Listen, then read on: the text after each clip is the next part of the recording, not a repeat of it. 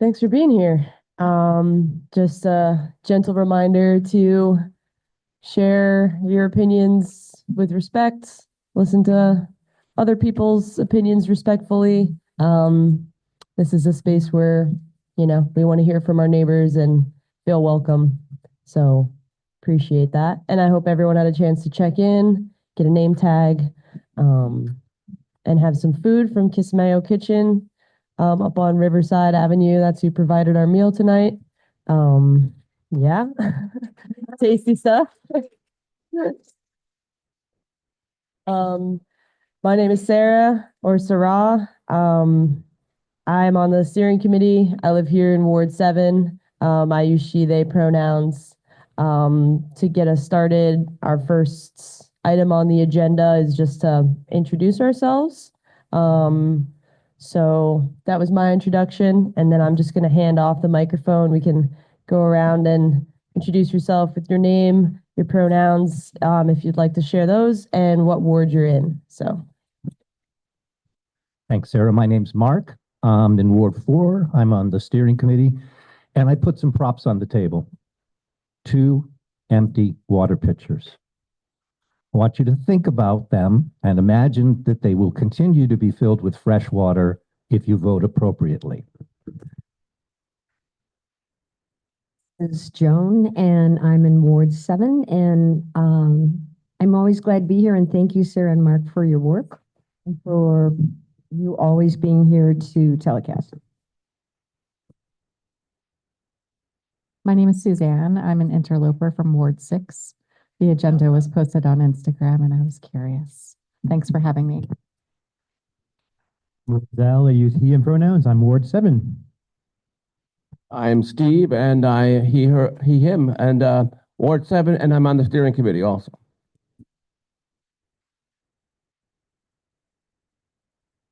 I am Mark Barlow. I'm the North District City Councilor.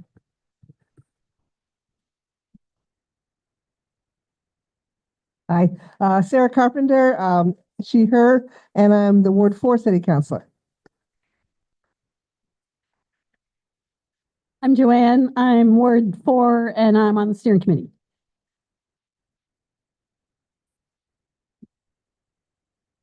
Colette, Ward 7. Diana Wood, she, her pronouns, Ward 7. I'm Bob Wright, and I use he, his pronouns. Ward 7. Sylvia Knight, I use she, her pronouns. I'm from Ward 7. I'm Frankie, Ward 7. I'm Evan Litwin. He, him, or they, them are great for me. I'm the Ward 7 City Councilor. I'm Sammy. I'm on the steering committee, and I use she, her pronouns, Ward 7. Martha Malpas, she, her, Ward 7. Amy Bilowski Branch, she, her, Ward 4. Hi, Karen Bilowski Branch, Ward 4, and they, them pronouns. I'm Annie Lawson. I'm in Ward 4. I use she, her pronouns, and I'm on the steering committee. So, Sequoia Peace, they, them. Monica Ivanchich, Ward 7 School Commissioner. Ali Jeng, Ward 7. I'm Ed Baker, Ward 7. I'm here as part of the presentation committee. Hi, my name is Bella Fern. I'm a visitor from Ward 2. I'm happy to be here also doing some presenting on overdose prevention centers. Hello, Teresa Vizina, she, her pronouns, and I'm also visiting from Ward 5. And I'm happy to be here. Thanks, everyone. Anybody online? Nope. Okay. Trying to get better at that. Moving right along, our next agenda topic is an open forum. So I just want to, now that everyone's had a chance to talk into the microphone, invite anybody to make any announcements about anything going on in the neighborhood, in the city, upcoming events, or topics that you wanted to bring here to the meeting tonight. Try to keep it to 2 or 3 minutes. While you have some ears, I see a hand over here. Hi, Amy Bilowski Branch again. I'm the Ward 4 Clerk of Elections. Just a reminder for everyone in Ward 4 that we're at the Elks Lodge. Don't go to St. Mark's next Tuesday, open from 7 a.m. to 7 p.m. I'm also up for reelection, uncontested vote for Ward 4, so please vote for me. That'd be great. Did you want to make an announcement? You have the microphone. Hi, excuse me. My name's Sequoia Peace, and I'm here to talk about a problem I have. I've been in the community probably forever. I've been on a housing board, school commissioner. I've actually been a member of this steering committee. Right now, I have a huge crisis issue. My car broke down at Letty, and it's been there a few days now. So one of my friends, Shay Totten, is working on a fundraiser to help me get back on my feet, essentially. I can't get back on my feet if I don't have a car. I can't work without a car. I can't get housing without a car. And I'm embarrassed to be here to talk about this. I really need community help right now. I'm really scared. A couple Wednesdays ago, I had police incident. I had them excuse me, they actually had ARs on me. This is the kind of thing I'm dealing with. I had my mom in a hospital 3 times in a month. I just want my life back. And if I can get just enough for this van, I can get my life back. You know, I did a lot for the community. I really want just my life back so I can help the community again. Thank you for your time. It's a GoFundMe, Jay Totten, it's on his page too. Also, for people who want to write me in for city council, I have a few people that are now considering that.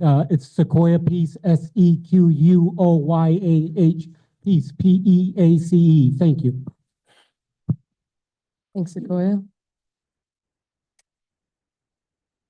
Yes, first, I want to say thank you again for the community, especially DPW, the way in which they worked extremely hard to allow us to move freely in the city. They did a very good job. You know, the sidewalks, the street are amazing. I think they need a round of applause. And would you please consider me, because this is an amazing job that they have done. Please join me in giving them a yes.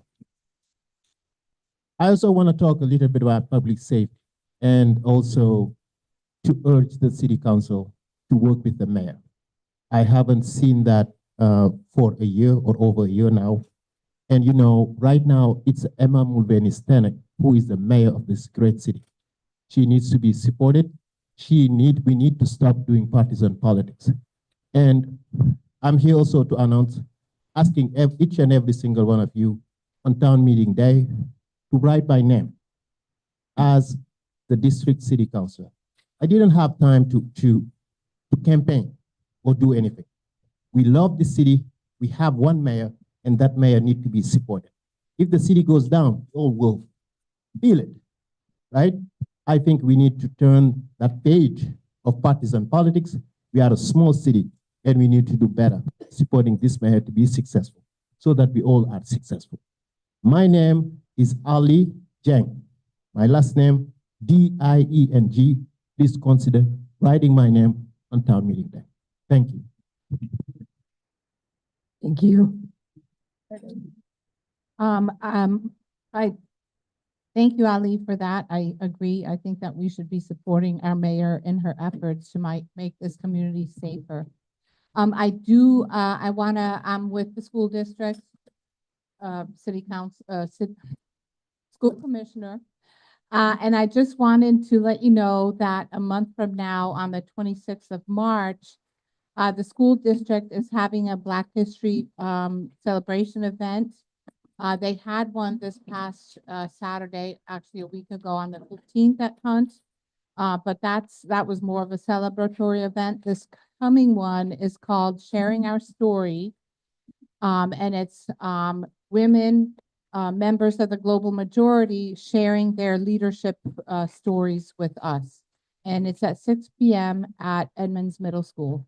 I now realize it actually overlaps with our NPA meeting, but just wanted to share that information with everyone. Thank you, Monica.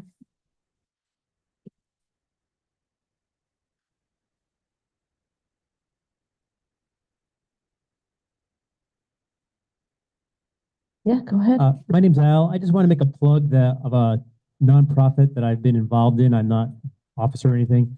You may have already heard of it, called Braver Angels. It's a national nonprofit that encourages constructive communication across differences. There's a national chapter. You go to braverangels.org. There's also a Chittenden County chapter, a Franklin County chapter. But if you're interested in attending a Chittenden County meeting, feel free to see me after. I can tell you all about it. But I've learned a lot from folks who think differently than me, which is very helpful in these days. Thank you, Al.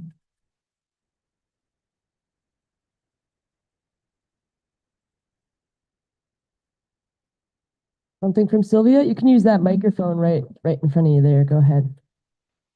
It should be on. So I wanted to ask people to ask their state reps to the Vermont House and hopefully the Senate to support H 238. It's a bill that would try to ban more products containing PFAS in the state to protect the environment. The less PFAS we have coming in and on various products, the less we get it in our food, our water, our air, soil. I would like it to, I had hoped it would include pesticides, but it doesn't this year. That will have to probably be another bill. But I am asking people to support. Frankie and I are part of the Vermont Pesticide and Poison Action Network. I think we're basically supporting H 238. Thank you. Thank you, Sylvia. Anybody else have any announcements?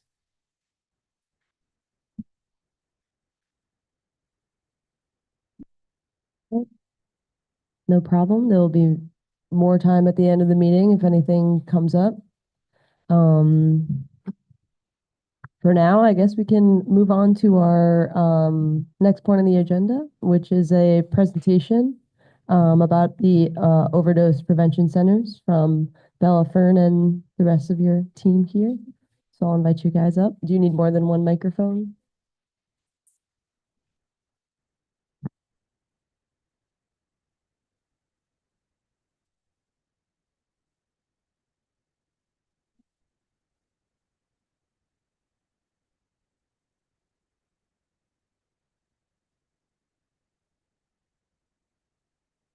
Folks, 1 second, just doing some technical things. Appreciate your patience.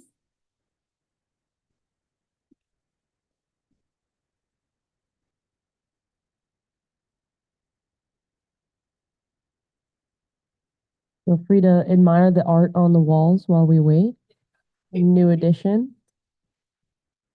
Awesome. Well, thank you so much. Hi, everybody. Like I said before, I'm a visitor here, so thank you so much for having me.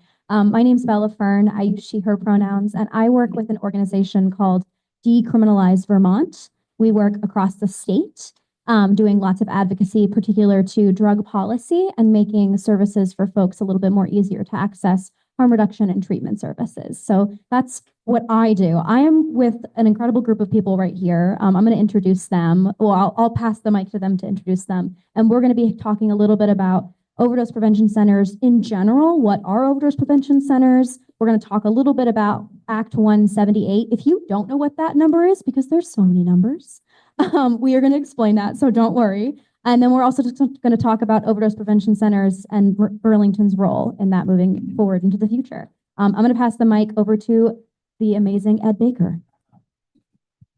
Hi, thank you, Bella. Hi, everyone. I can't even say how pleased I am to be here. I'm just thrilled. I want to say, just as a brief introduction, that this is my life's work. I've been involved in this particular field since 1975. I consider myself a student. I'm continuously learning. And what I began to learn about 7 years ago was that the unregulated drug supply in America is fatal. It's becoming more fatal every day. We have unprecedented numbers of neighbors dying every day, 100,000 a year, and Vermont does its share.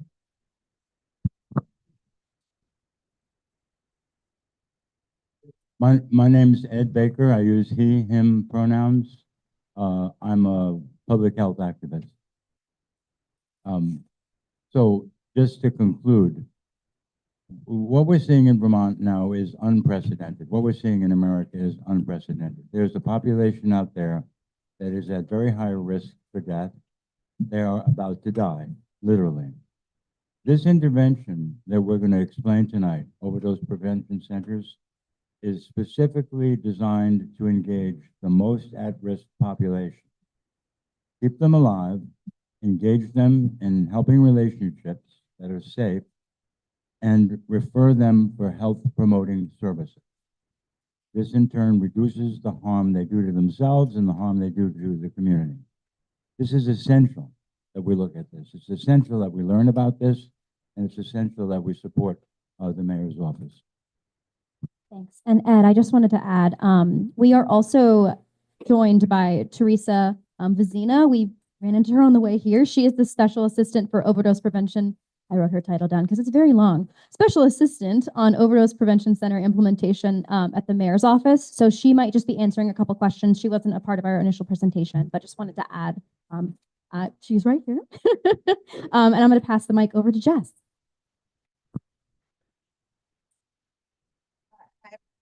Jess Kirby.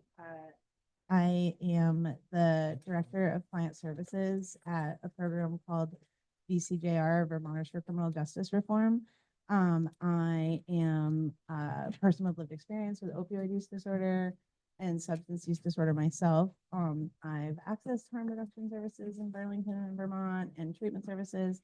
And my job today primarily involves working with people who are really struggling in our community with substance use disorder, with barriers to treatment and barriers to health services, and trying to help people get their needs met in a harm reduction capacity, and really, support people who are really struggling and often struggle to engage with traditional services in our community. So we provide really like low barrier kind of on-demand walk-in services to people with substance use disorder. And we help connect people to healthcare services, to lots of social services treatment every day, MOUD treatment, which is methadone and buprenorphine, medications like that. So I feel like I have a really good, lens and idea of what is going on in Burlington. I'm from here. I've grown up here my whole life, and what's going on for people who are really struggling and about their needs, and the ways in which that really impacts the community, and the ways in which overdose prevention centers could help.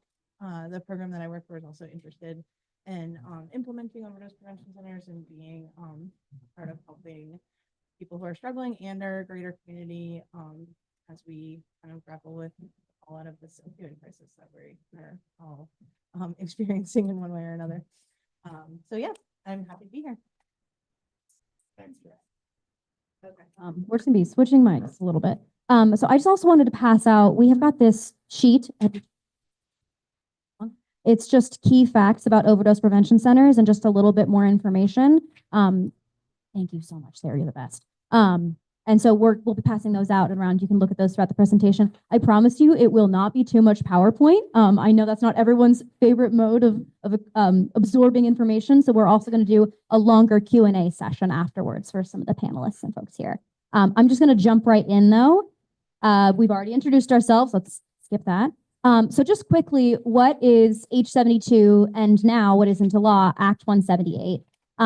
So in June of 2024, Overdose Prevention Centers, Act 128, 178, was passed. And this establishes a pilot program in Burlington for an overdose prevention center using opioid resettlement funds. So these are not taxpayer dollars. This is settlement funds earned from many lawsuits with the Sattler family and other corporations that well, I don't need to get into that, but manufactured opioids. So that is Act 178. Ed was very involved in the process of passing Act 178. So I'm just going to hand the mic over to him and tell him a little bit about that, or have him say a little bit about that process. I didn't have to say that I was standing up with people who came before me, advocates, activists, people who use drugs, people who understand what's going on. It became evident that we needed an overdose prevention center. And it's very controversial. So it took years of educating the public, decreasing the stigma attached to people who use drugs. And then finally getting, which was mostly my part, was getting some nationally recognized experts into Vermont to testify before various House and Senate committees and to testify before the Opioid Settlement Advisory Council. This long process culminated in the Vermont legislature passing H72, which was vetoed, and then the veto was overturned, and it became Act 178. So now it's a law in Vermont. We're complying with Vermont law, and we're all excited about saving lives in Burlington. It's a very specific focus. We're not trying to change the world. This is one piece in a mosaic of responses to people at risk for death. But it is an essential piece. It's an essential piece. All the pieces of the puzzle are in place. We have the legislature, we have the support of the city government, the state's attorney, providers, people who use drugs have been told they want to use an overdose prevention center. As Bella referenced, the money funding this does not come from taxpayer funds. It comes entirely from the opioid class action settlement. The Sackler family, other manufacturers, and distributors. We're funded for 3 years, and we have a perfect provider in place. That there'll be a process that will culminate, hopefully, with this provider being chosen to start up the center in Burlington. And that's the long and short of it. Yeah, thank you so much, Ed. And just to be clear, the provider process is currently just closed right now. So there was a letter of interest that went out. It was available to people all over the state, all over the United States, of folks who would want to be the provider for the Overdose Prevention Center. So Burlington will not be the provider, the city, a third-party provider. And that LOI process just closed today. So we're not sure who that is yet, but TBD. I'm going to go ahead and pass the mic over to Jess to talk a little bit about overdose prevention centers. We're going to have a Q&A session soon where we're going to talk and answer all your questions as well. So if there are questions that come up, just keep those on hold.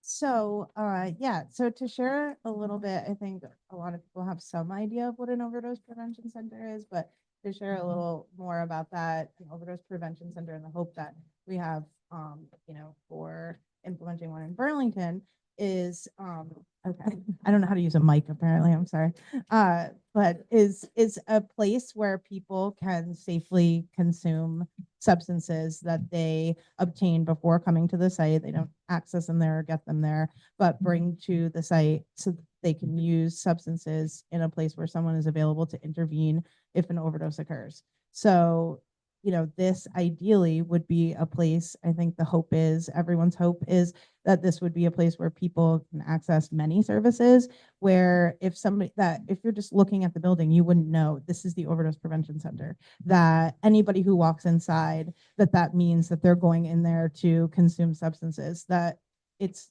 part of a bigger picture where people can access various health services, actual medical health services, connection to treatment, connection to social services, connection to housing, all sorts of case management, transportation to treatment.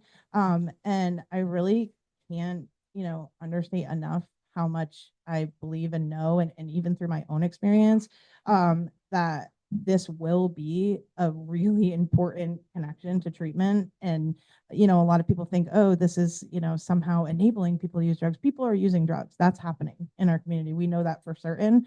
We know that people having overdoses puts people at risk for death. A lot of people are dying, due to overdoses. It also has a really high impact on the community. We need to intervene because people are dying. That's the number one reason.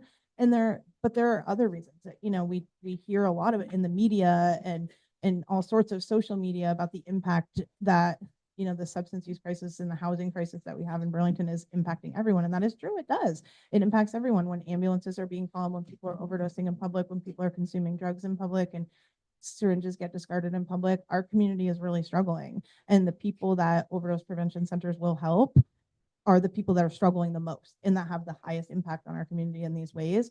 We want them to be inside. We want them to be in a place where we don't have to call fire and ambulance and all these things multiple times a day. It will reduce that usage, and it can still be, it can still be managed in a way that's safe. It will be managed in a much more therapeutic way where people are going to be treated really well and they're going to get the connection to health services that they need, instead of just, having an ambulance called, being Narcan popped up, they see police, they run, instead of having an intervention point where you can work with people, you can be comforted by people that care about you. It's a traumatic thing to experience an overdose and to be on the brink of death. And we want people who are confident in handling those situations. Also are people that have chosen to work with the specific population. Not everyone who's an EMT or somebody who intervenes on an overdose feels deeply passionate about working with people who are using drugs and envisions that being maybe an extremely, big part of their job. And it is, and that is part of their job. But I think it's better for everyone. We have people who are passionate about working with people who are struggling the most in our community and are really skilled about working with that population and can be there to help people through that in a therapeutic way, save lives. And harm reduction is, in my opinion, the number one, refer to treatment. I utilized the syringe service program where I later worked, many years later. But a lot of people would say, and back then they really used to say, how would anybody ever get treatment through a syringe exchange? They're giving you syringes. How can this possibly be good? But it was good because it was the place that I went. It was the place that people like me went. It was the people that we trusted. It was the people that didn't just focus on, are you ready to intervene on your substance use today? All that does is chase people away. You need to build a relationship over time, earn trust, offer services when people are ready, and just let them know that the door is open when people are ready for it. That's exactly what an overdose prevention center will do. And it's really meeting people where they are in the truest sense of a way that you can do that. You can't understate what a huge opportunity this is to connect people to treatment and connect people to services. It's one of the number one outcomes that I know will be, super impactful for people and for Burlington.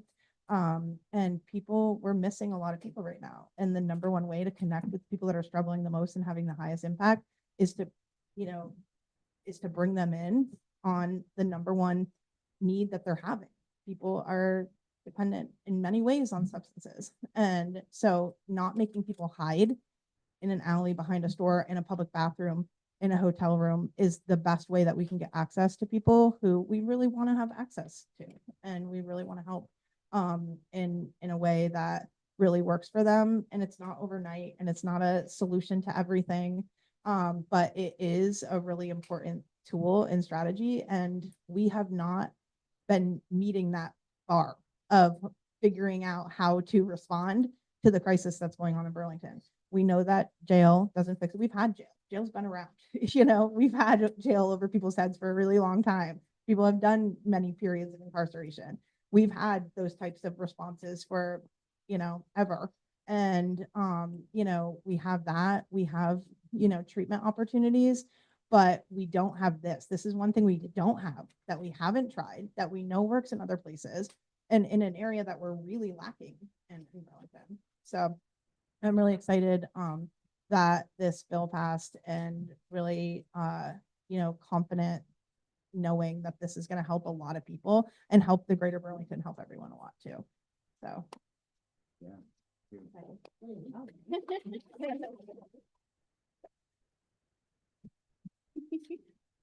So I'm not part of the panel, but I asked if I could get the mic just for a minute. I think it's important. I wanted to just talk a little bit about like why I'm the Overdose Prevention Center implementation special assistant at the mayor's office. Really long title. As I was just listening to Jess and just I'm so passionate about this project. I come from working at Vermont Cares for over a decade, operating multiple syringe service programs across the state. I myself am a person with lived and living experience of substance use, and this opportunity presented itself to be a really big part of how to implement a program like this with thoughtfulness and care and community collaboration and input. And I felt like I had spent all of my grown-up adult professional life preparing for a role like this. I've worked beside Jess Kirby here for all of those years that I was at Vermont Cares, and have worked alongside the populations that we will serve at the Overdose Prevention Center. And I couldn't just sort of sit here and not say much. I'm not going to give any mayor's office updates tonight or anything like that, but I just wanted to give you a sense of like who I am and why I'm sitting here with this group of amazing people. I heard that they were coming to visit your group, and I just wanted to make a connection with the communities that are here, and sort of put a face with a name and make myself available to you all as well, or questions you might have post this presentation. So anyway, thanks for letting me have the mic. So I just want to bring up quickly, there are across 14 countries, there are overdose prevention centers, which have been around, I think, for 35 years, maybe longer. You can fact check me on that.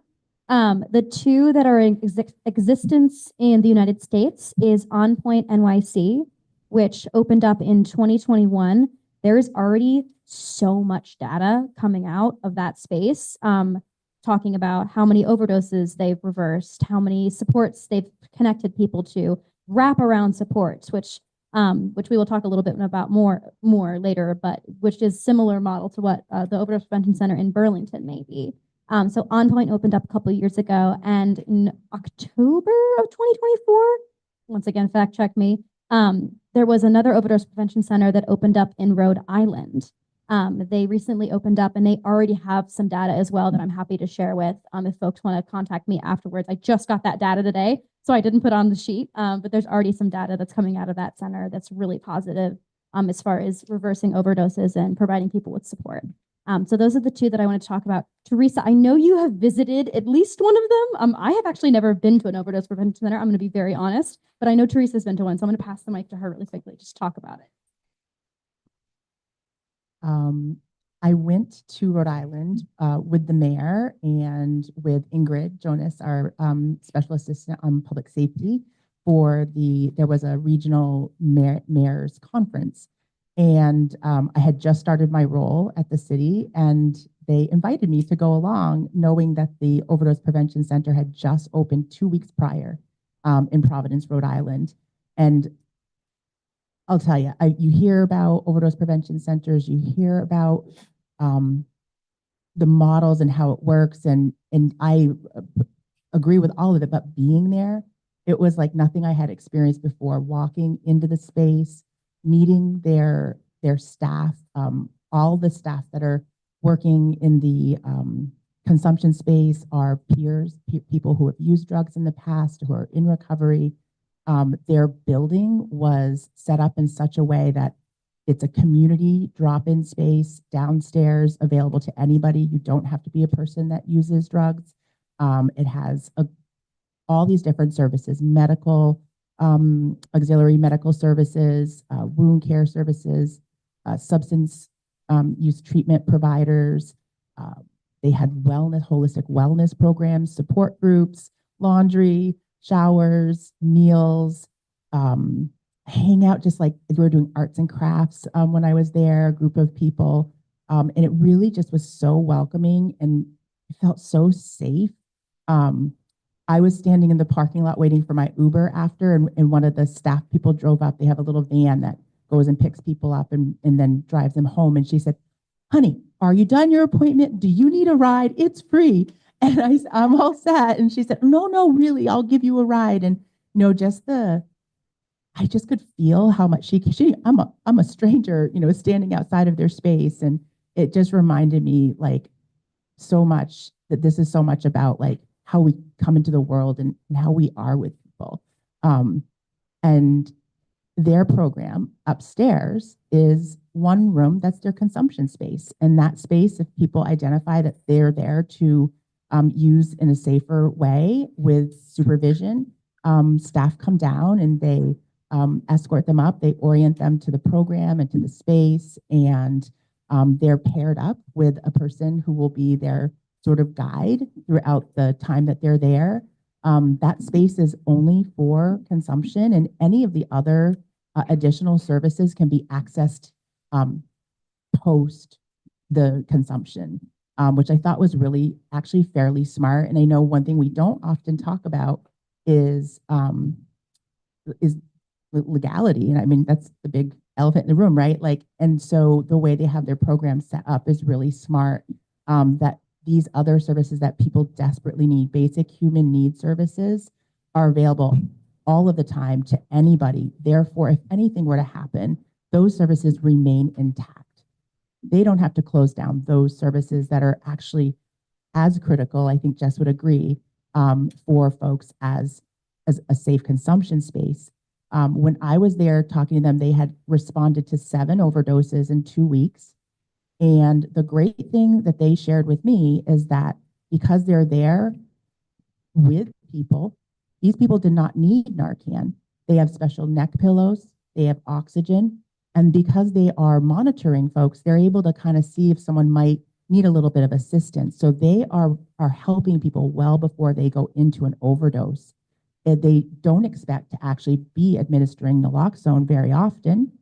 And if they do have to, they have a very specific chart to just titrate very small amounts of naloxone through intramuscular delivery system that is measured based on oxygen levels in the person's, they use oximeters to check how much oxygen they have, and then they base the amount on the person's oxygen levels.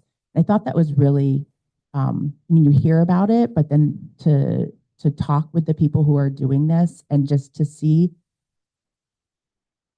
how they are impacted, because it's traumatic to witness an overdose also. It's traumatic to be the person who overdoses, but to witness an overdose. I've witnessed something pretty horrific and there was no naloxone anywhere. I myself did not have my own naloxone with me. God forbid. I couldn't even believe it. But it happens, right? And it's a scary thing. So they were just so happy that they have all these ways to intervene and to support people so that they don't almost die or die. And I think that's really, I walked away and I get chills actually just walking away, knowing how many lives this center in Providence will save, and also knowing that we can right size a center here in Burlington in the same way, and also provide folks with so much more than just a safe space to use. Yes, that's part of it, but it's only one part of a larger whole. I want to provide as much time as possible for questions. So I think we're just gonna skip the rest of the slides. If we do need that information, we'll pull it up for you folks. But why don't I pass the mic to anyone's questions? I definitely can. Yes, I can send it. I've sent a copy to Shawnee, so I can.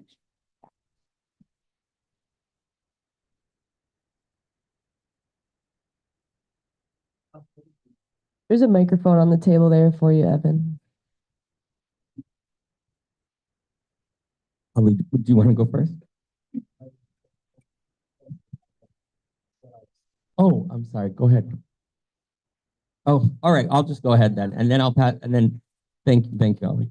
I want to thank you all for the presentation and the bonus side non-presentation.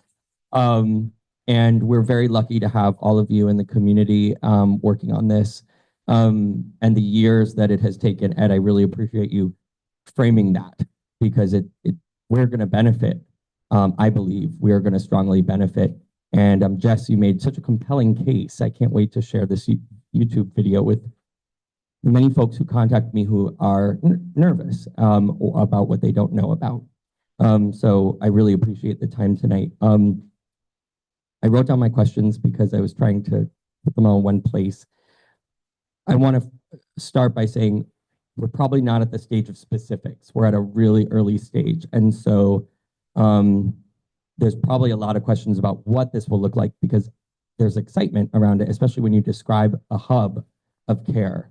For me, that's very exciting to think about a place where you can get showers and medical care and use a bathroom and many other things. And I learned some things tonight as well, so I appreciate that.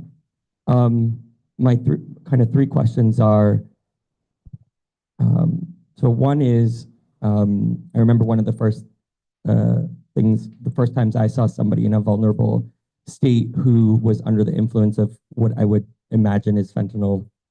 I was just scared for them and how they were vulnerable to anybody who could potentially want to commit a crime to them, assault them, or anything like that. And I went to check with them if they needed help. And so I wanted to just mention that people can both commit crimes, but also become victim of crimes. And so when they're in a vulnerable state. So having a place like this, I think is important for them and for the whole community. And then I wondered if you could talk about one, how Turning Point is it being engaged in the conversation and how they'll be supported to be a connection without overly straining their capacity, just in a small city like ours, and their organization is so critical to the mission as well. And I'd like to hear more from them since they do a big bulk of recovery work in our community. And then the second question I have for you is, your story about naloxone is really important. I carry it with me as well. And can you talk about how people can get naloxone in the community? And if you have I know there's training videos, like I've received training. It's really actually quite easy. And, but if people are interested, maybe there's a training video you could share at a later date or something. So thanks, and I'll leave the rest for many other folks here. Thanks so much. And I really appreciate just, being able to see your compassion about the issues that are going on for people. And the point that you made about people being, sometimes committing crimes, but also being victims of crimes, that point, I think, is lost a lot. And it's true. And a lot of the people that, I work with are victims of crimes every day, and they're also struggling, and they may have stolen a sandwich for lunch. And, but they're also experiencing a lot of harm every day. And sometimes it is because of what you talk about, being exhausted, sometimes just because of lack of sleep, maybe have used substances with fentanyl that day, or having trouble staying awake, and all sorts of things happen to people. People wake up, their stuff is completely gone, all kinds of, their phone that they finally got after a year of not having a phone and only had for one day, and is their only connection, to the world. And, so I just really appreciate that point. I wanted to talk a little bit about, community partners and, what you're bringing up about Turning Point. Turning Point is a very important resource in our community. But one thing I think about when I think about an overdose prevention center is that, Turning Point, I hope, will be a partner in, getting referrals from the OPC and making sure that people that utilize the OPC know about it.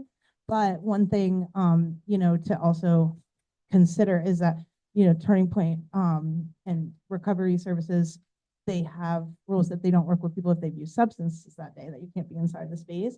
So that for some people, a lot of the people that will use an OPC, And a lot of the people that are struggling the most in our community means that they're not really accessing recovery services because they use substances every day. So that's, one thing that I think about. And I do think a lot of times with substance use services that we, try to connect people a lot with recovery services, and we should when people are kind of at that point, and not everybody's at that point for, a while, but I really hope to see, whoever implements the OPC be definitely having conversations with Turning Point about like what's the right way to do this, knowing that these, programs are a little bit different in a lot of ways. How do we make sure that people are getting access to Turning Point and being connected with services for when people are getting a little more stable? I'm in recovery myself. I know how important that is to be connected in that really vulnerable time of making a transition into not using substances, and how alone that can feel and how scary that can feel. And so having a place that you can go that is like full of peers and other people that have been through it too is so important. And so I'm really hoping that the OPC will have a good, strong relationship and make sure that that connection can happen really seamlessly and easily for people. Were there other questions in there? I feel like there might have been. I'm sorry. On point connected, where people can get naloxone, is that still? Yes, and there is like a Department of Health website that has lists of a naloxone map of all the places that people can get naloxone. Turning Point definitely gives it out. BCGR gives it out. Safe Recovery gives it out. Street outreach workers give it out. We have, that is one thing we've done well in Vermont, is had a lot of Narcan availability, but still you find people without it, So I ask every single person every day, have Narcan? You now, but yes, Turning Point gives it out, and lots of other programs that you can just walk in and get it.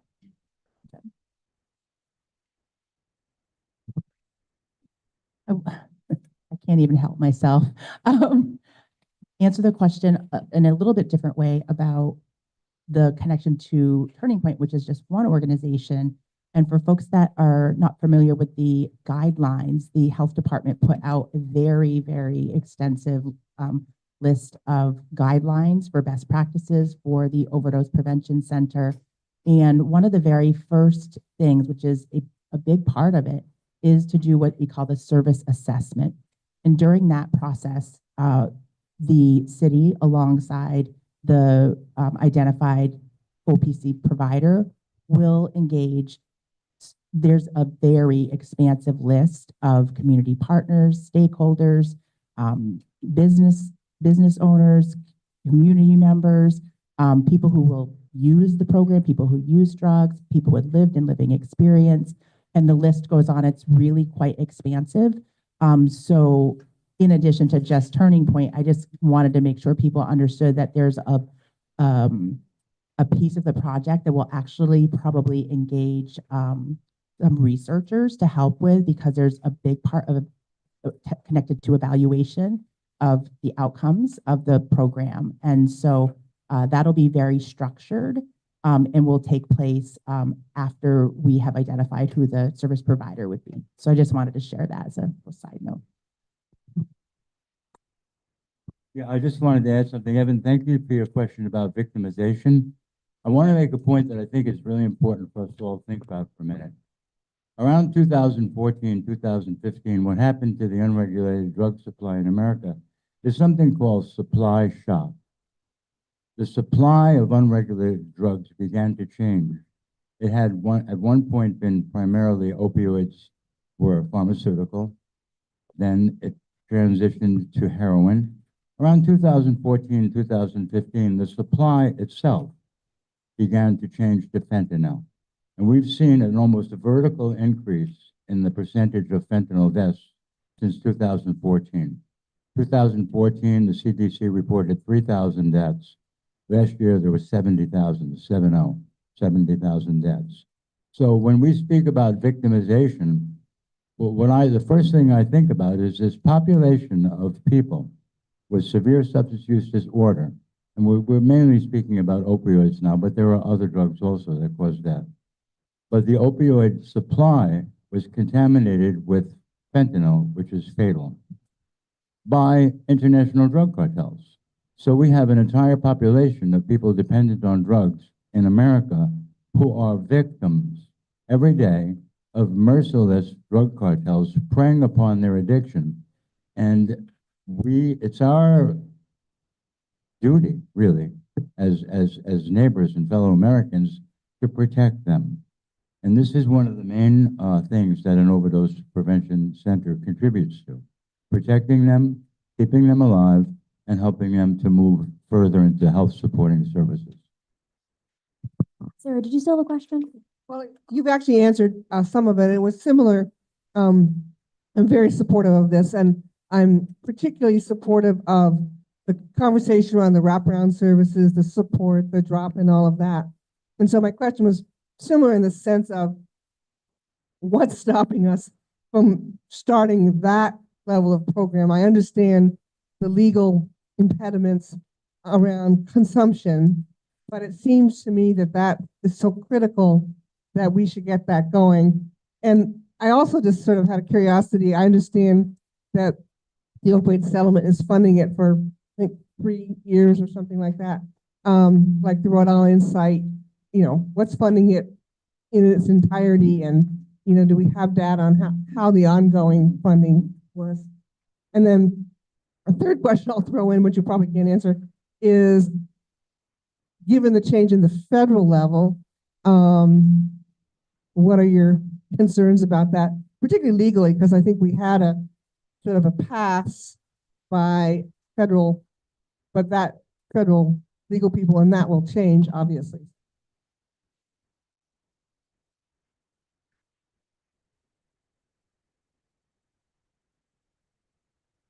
Thanks for your question.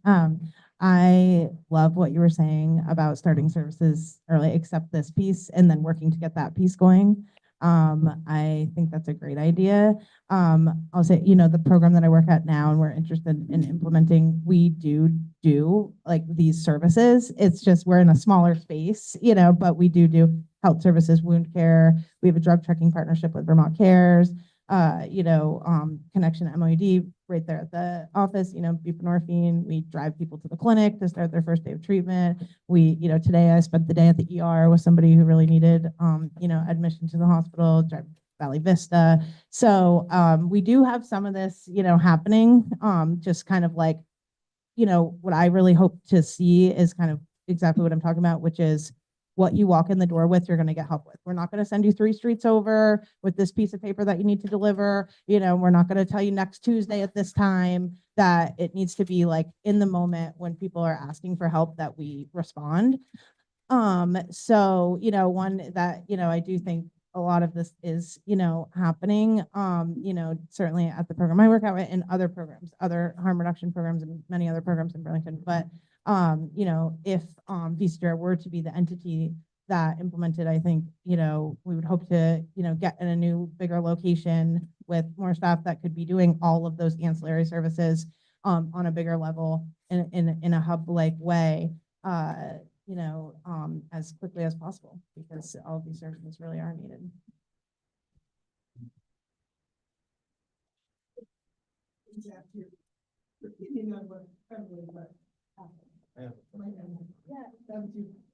Yeah, I just will say the federal piece. I work for the Decriminalized Vermont Coalition, but we do a lot of work with something called Drug Policy Alliance. It's a huge organization that works all across the United States. Happy to talk to you more about it after. But they are already been to several meetings, already talking about how we are going to put those protections into place for the Overdose Prevention Center. And I just want to say, specific to Act 72, it provides language that provides qualified civil and criminal administrative immunity protections for persons participating in the Overdose Prevention Center. So yes, that is not on the federal level, and it is in the state level. So just wanted to add that to the piece. And then funding wise, funded until I believe 2028. After that, I think there will be an assessment, but I will also just say, I don't know if this is the solution, but there is $22 million of opioid resettlement funds for the state to use. So that may be an option to continue to use that. And there's applications for people to use those funds for harm reduction services, for example. But there's always more opportunity to get more from that settlement fund. So I just wanted to add that. I have a quick comment and also two questions.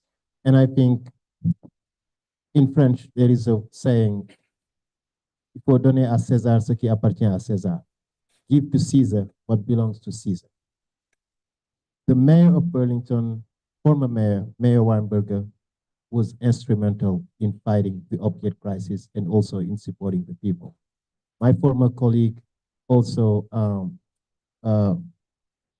President, not Max Tracy, but what's her name?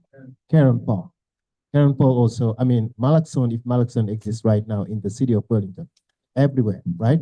It's because of her work. I think they were great, not even to mention the great work of Mira Weinberger, bringing service providers on a monthly basis through the Comstat, yep.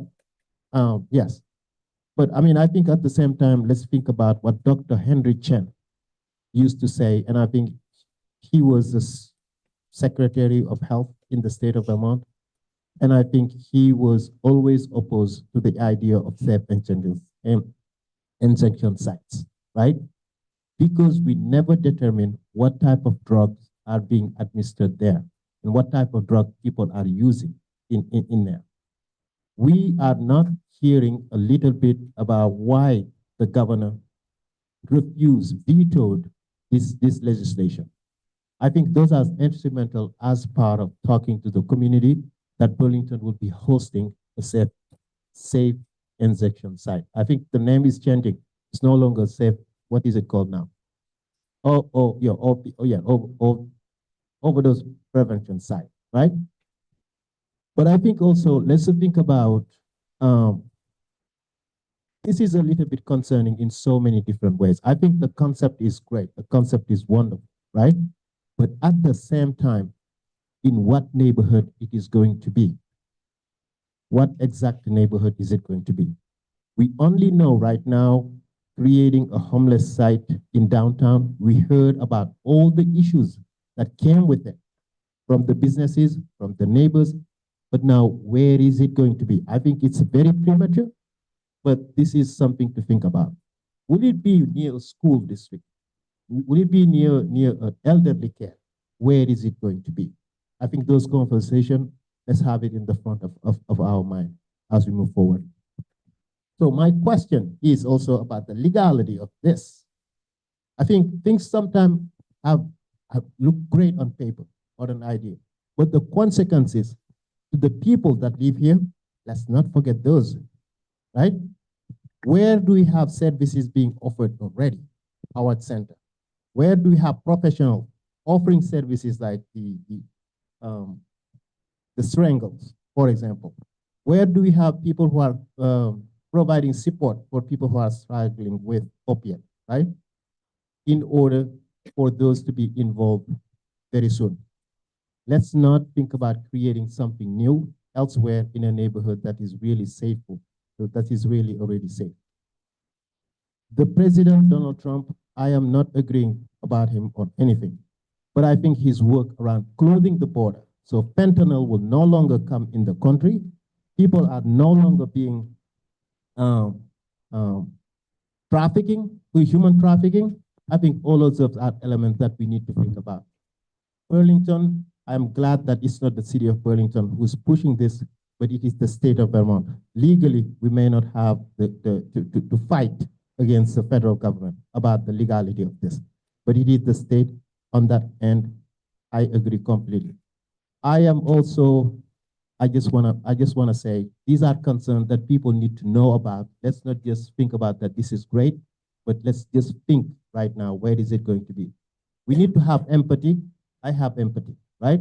But my question right now is, have you considered a site that is mobile, but not a physical site? Have you considered a site where people can call and then the services can come to them instead of a physical space? All right, that's a question. I know it's a premature, but that's a question to consider. Thank you. Yeah, really, really great questions. And we get these questions quite often. I know we're running a little bit quick on time, so I'll be fast. That's okay, you guys. Yeah, I Okay, can do great. the next bit. Thank you.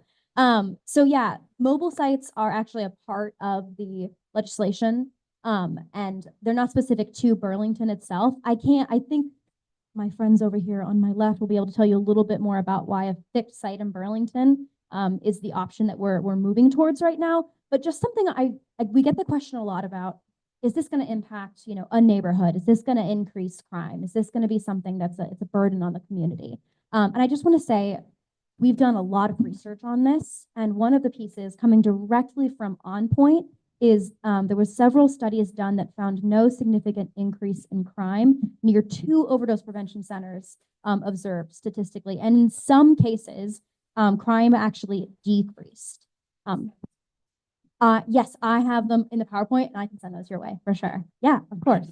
So I just wanted to add that piece, and I want to pass this over to Jess to talk about one aspect.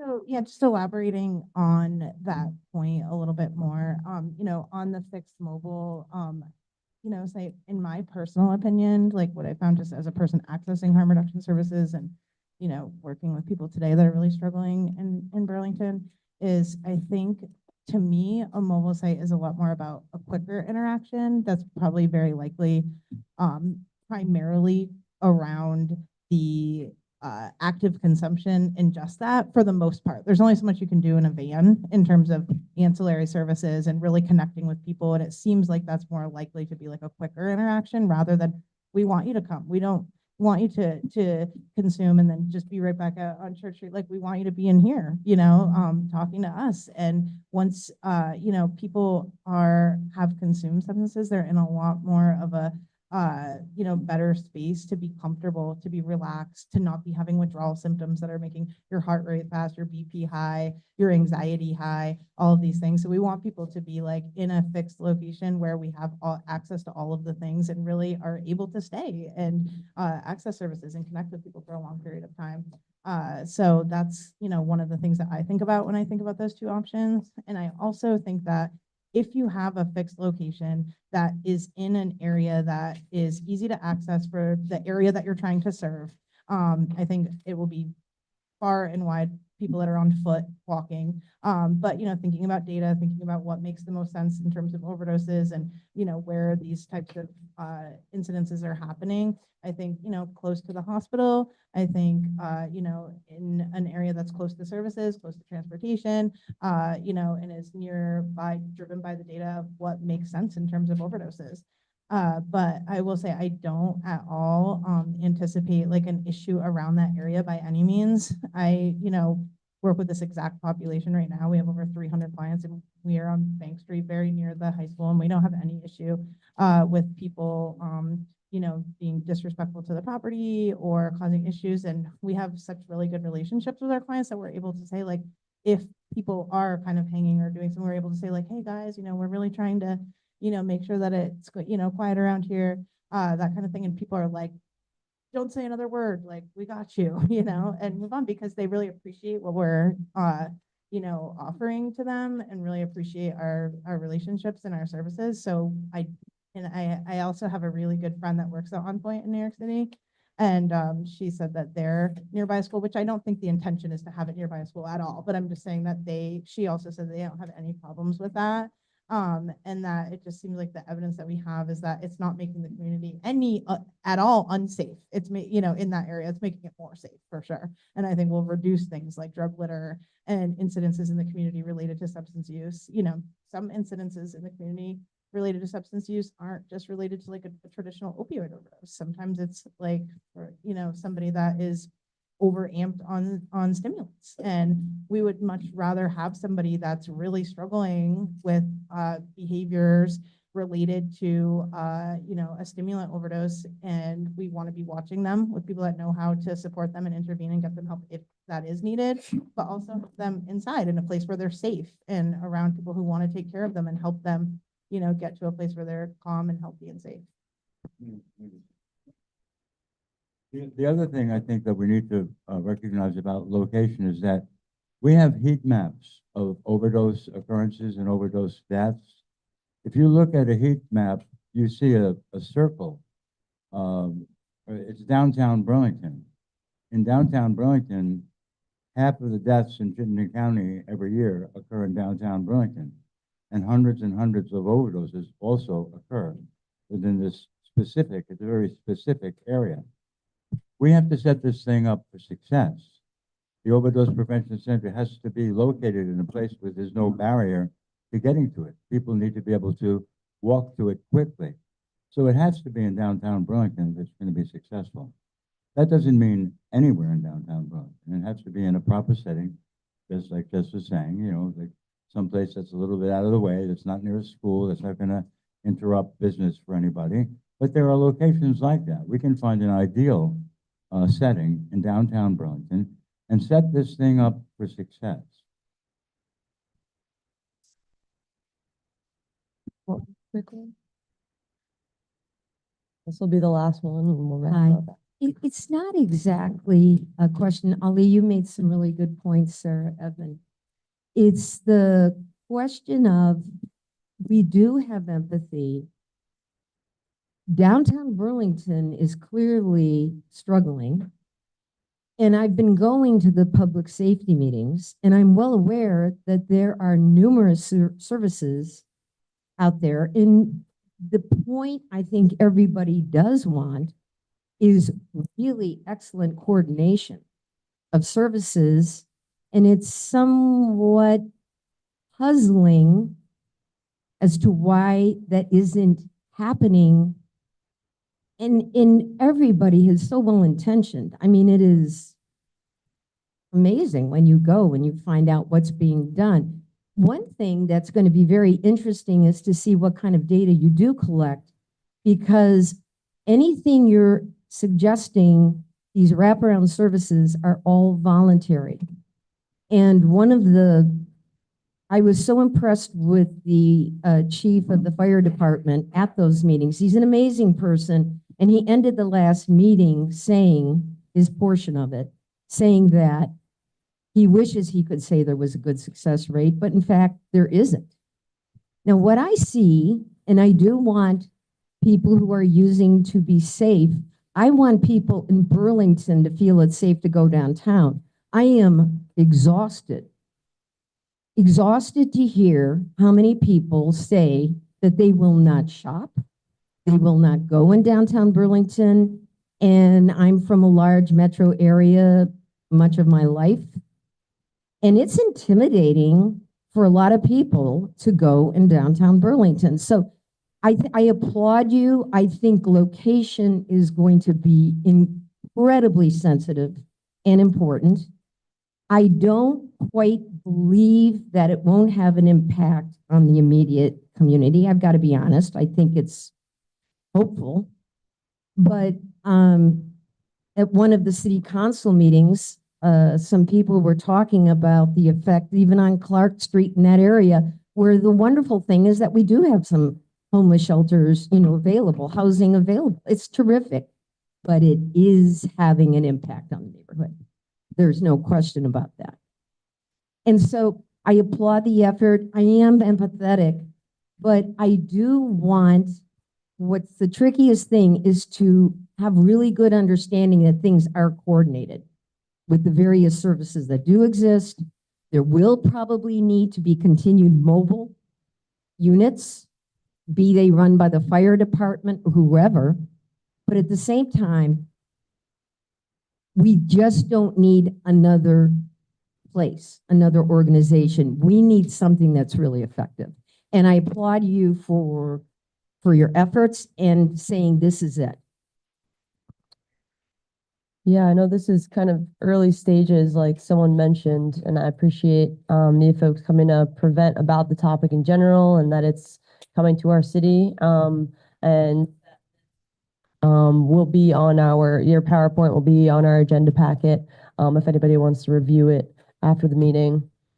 Did you have another question, I'd Steve? like to just say one thing. I'm Steve. I'm in recovery too. I'm on steering committee here. I went to Valley Vista years ago. It was very hard to get there. I had to go through a lot of hell, and put my family through a lot of hell to get there. And so you guys are doing good work. You got to try something different, right? You got to try something new.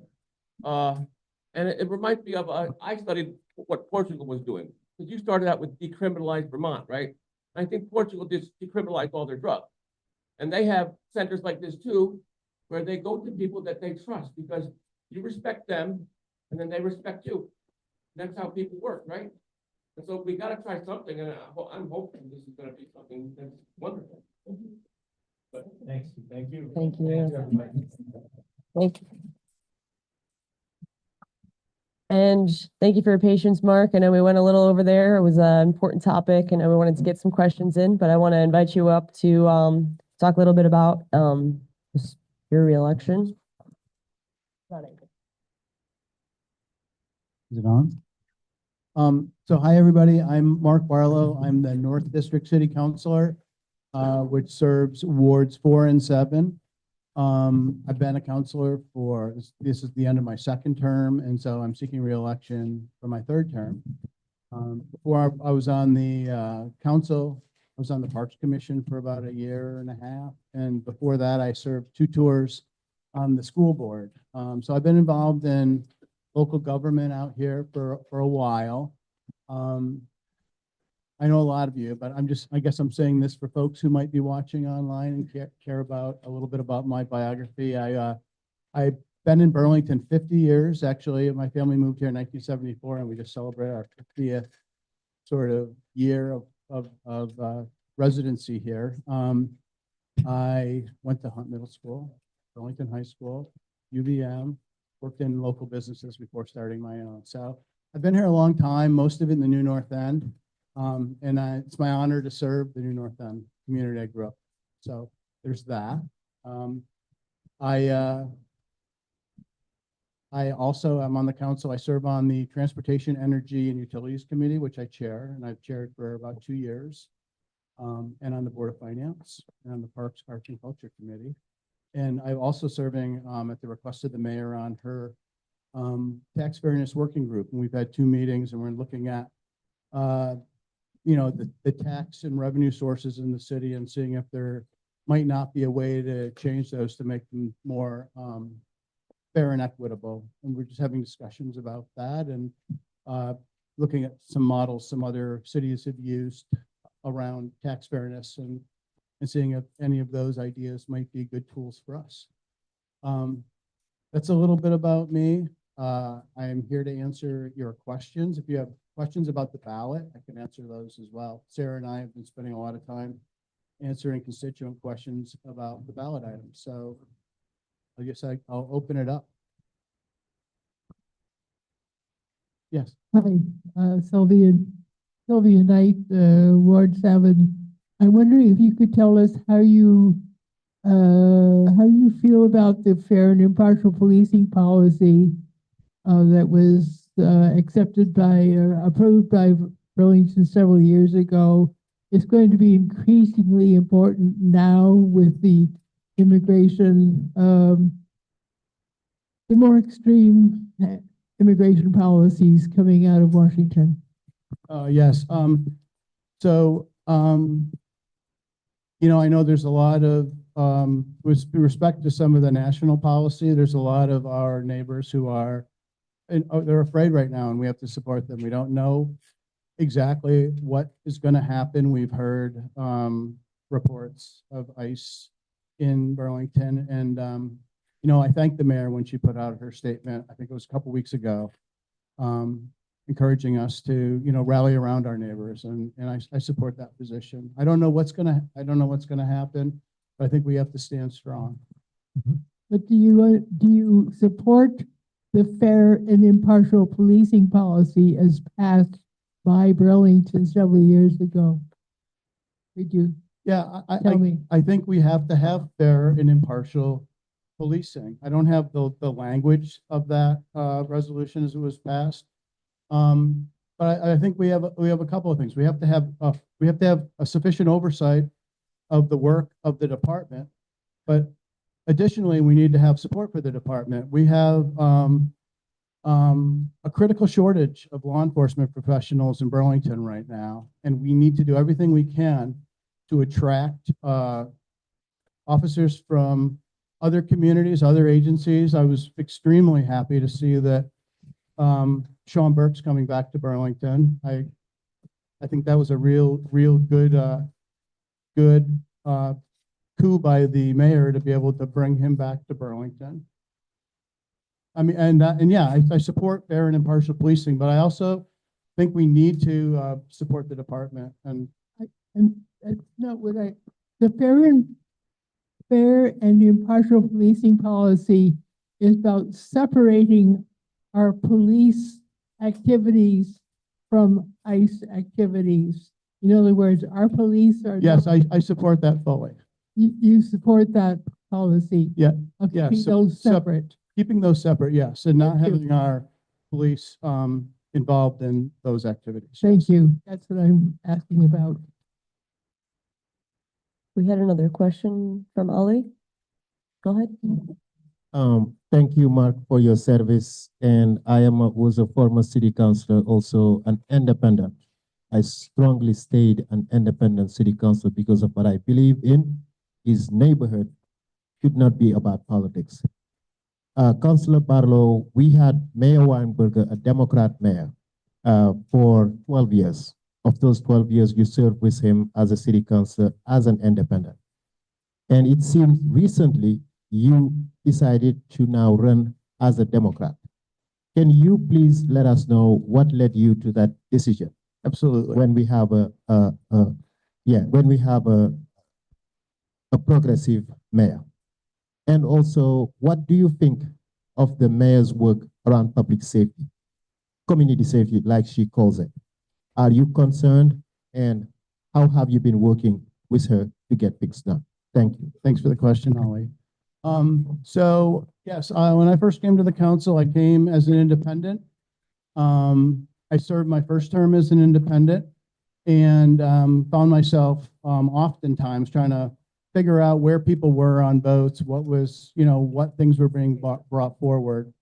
And so in my second term, I thought that I could be more effective for my constituencies if I had a seat at the policy-making table, because a lot of policy is made in caucus and talked about in caucus before it's actually brought to the full council. Both caucuses do that. And so I was invited and I sat in with the Democrats for most of my second term. With the election of Mayor Mulvaney Stanek, the Democrats no longer had the mayor as the leader of their caucus, and we ended up needing to run our own caucus. So I have been chairing the Democratic caucus since April. And so I'm caucusing with the Democrats. I'm chairing the Democratic caucus, so it would be disingenuous for me to run as an independent at this point. I reserve the right to reconsider my political status in the future, but for now, and for this coming term, should I be elected, I'll serve as a Democrat. And to your question about my working with the mayor, I support the mayor. I want the mayor to be successful. I work well, I think, with all of my colleagues on the council. I don't think there's a councilor who would say that I don't work well with them. I don't necessarily agree or vote with everybody the way they vote. And I also believe everybody on the council and the mayor, everybody in the administration really loves Burlington and wants what's best for Burlington. I also think we largely agree on the nature of the problems that we have. I think where we disagree often is on the solutions to those problems. And those are the discussions that we have on the council floor. What's the best way? What are the best tools? And how should we prioritize the use of those tools to solve the problem? So I know I want the mayor to be successful. I want us all to be able to see Burlington the way it was before the crises that we have in the downtown right now. I tell people, we used to read about Burlington in the press. We'd get all these accolades as one of the best small cities in the country. The most livable cities in the country. And now we're in the New York Times for our problems. So we got to turn it around. And I think everybody is invested in that work. The administration, Progressive Caucus, and the Democratic Caucus. And that answers your question, Ali, but. Yeah, thank you. I am not sure if my and my question was answered truthfully, but I just wanted to say that one, it's not the caucuses that makes a difference in terms of policy. Policies are being crafted with an idea and also the people or at your kitchen table. I think that's a fact. And also we have seen you always voting the party line, even as an independent, right? And again, I'm letting everyone know to please consider writing my name for North District City Council. Thank you. Other questions? Go ahead, Sequoia. I don't know if you recently heard, I had an incident with the police, having ARs pointed at me and stuff. What's your plans on dealing with situations like this, these zealous police officers? I feel the whole situation was handled illegally. I'm very angry, and I need some sort of resolution in this situation. Second part, someone said you were getting donations from landlords. So does that mean you're going to be kissing landlord butt, or are you going to be with us tenants and homeless people? Well, to your first question, I heard you speak earlier during announcements about your situation. I'm unaware of your situation with the police, but if you'd like to talk offline about it, I'd be happy to do that. So I don't know the specifics of your encounter. So let's discuss that. If there's something I can do to help you, I'm more than happy to do that. With respect to donations, you know, there's a lot of property owners. Yes, I've received money. I've received money, and I'm proud of the money I've received. Some of it is from Ernie Pomerleau wrote me a check. The Pomerleaus have done fabulous work for this community. They sponsor a lot of really good causes. They most recently helped us fund the extra police details we had during the holiday season in the downtown, and I'm very appreciative for that. So yeah, these are people that are invested in our community. If they own property and they're invested in our community and they want to support candidates, it's their right to do so. And so I'm proud of that, of those donations, and I'm proud that the Pomerleaus support me. Go ahead. Yeah, thank you for your service, Mark. I have a question about the bonds. So we're being asked to approve a $152 million bond, which is almost as much money as we approved for the high school for our crumbling water infrastructure. And on top of that, they're asking for a $20 million bond also to do with water. But in 2018, we just approved a $30 million bond for restructuring our water system.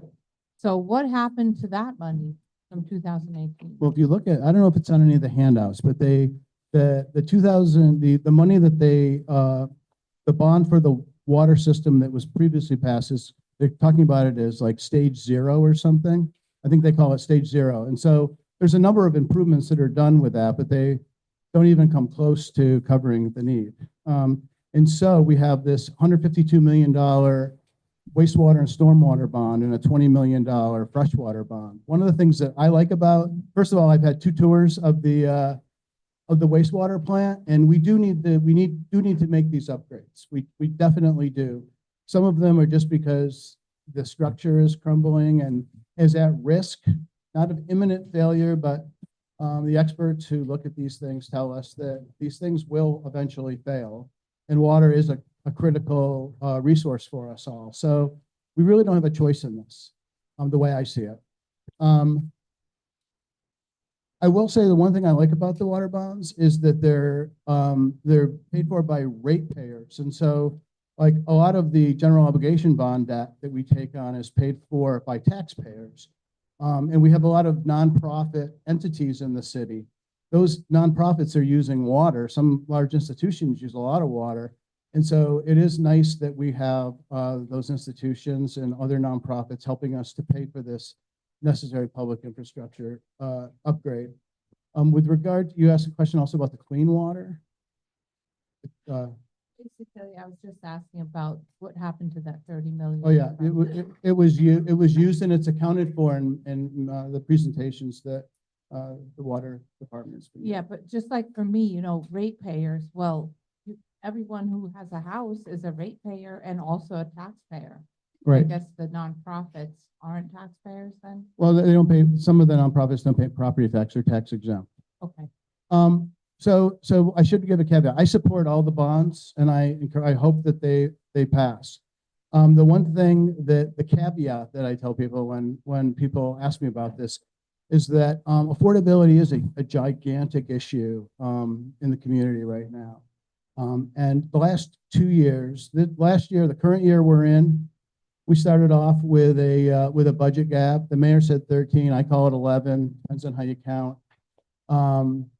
But we had a budget gap, a significant one that needed to be closed, and that gap was closed in part by raising revenue.